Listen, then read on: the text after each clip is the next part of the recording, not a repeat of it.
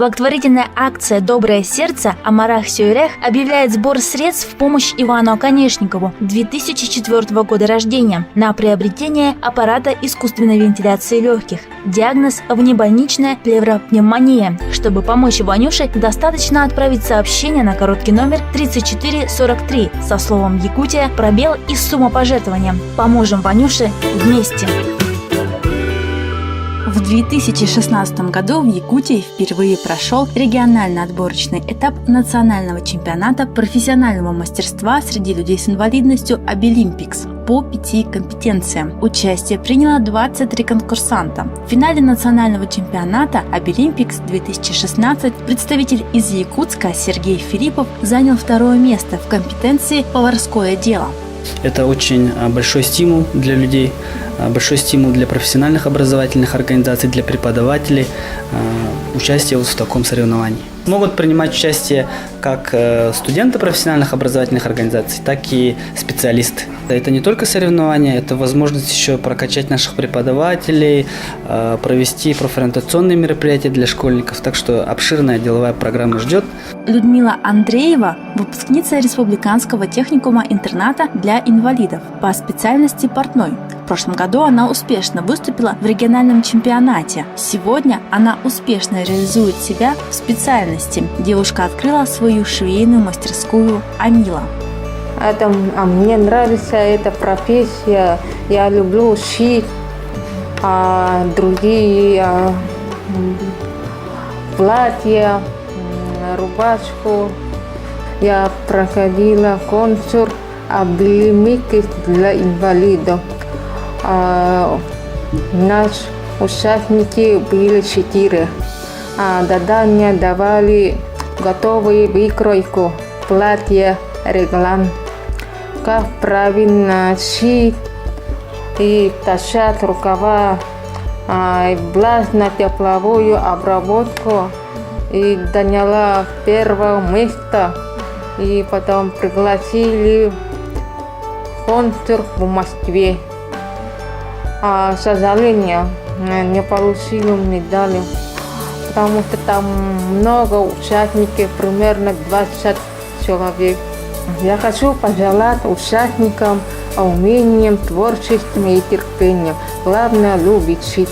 В этом году региональный чемпионат «Обилимпикс-2017» пройдет с 10 по 12 октября в Якутске по 5 компетенциям и в городе Нерюнгри по 3 компетенциям. Вам надо ознакомиться с конкурсными заданиями, которые есть на сайте, да?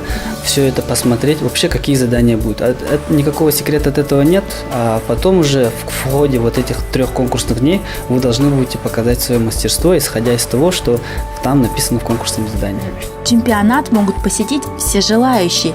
Вход свободный. Победители регионального чемпионата получат путевку на финал национального чемпионата «Обилимпикс» 2017 года, который состоится с 30 ноября по 3 декабря в городе Москве.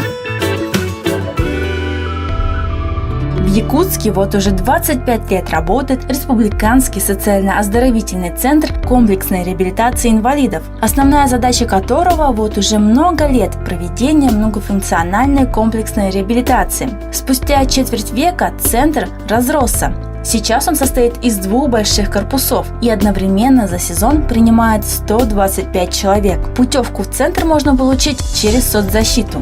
Во-первых, вы должны пройти осмотр у врачей, прийти к нам с направлением от медицинского учреждения, от поликлиники или стационара.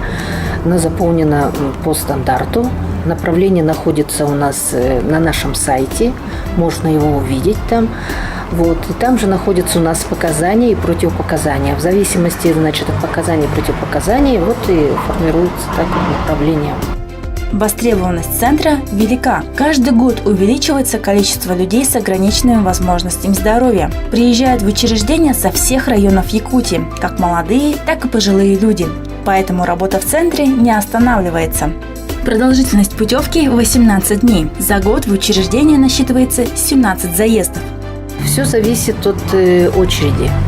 Очередь мы формируем не мы, а органы социальной защиты. И согласно вот этой очереди, там как они там сами регулируют.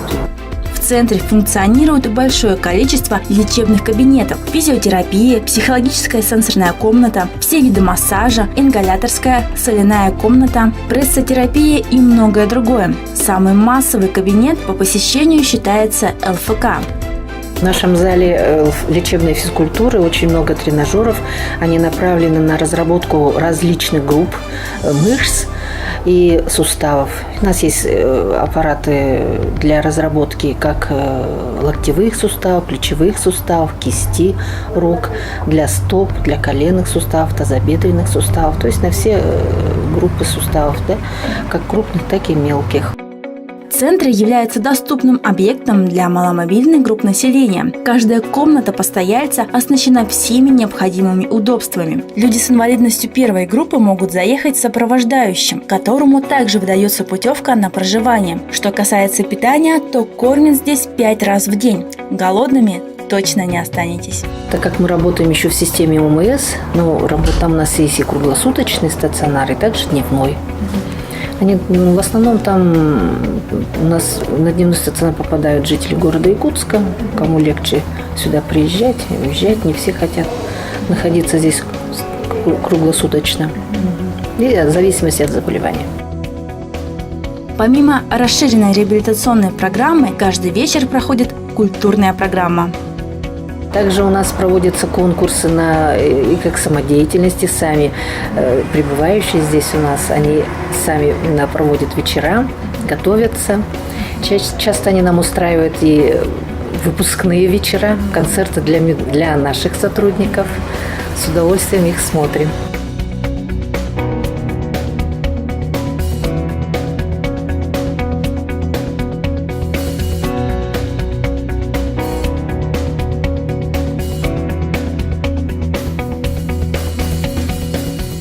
Я первую неделю только прибыла сюда. Но хочу что сказать, что встретили очень хорошо. Уход хороший, отношения хорошие. В палатах везде тепло, чистота. Кормят исключительно. 5 раз кормят. Так что побольше бы таких наших реабилитационных больниц, которые нам помогают старушкам.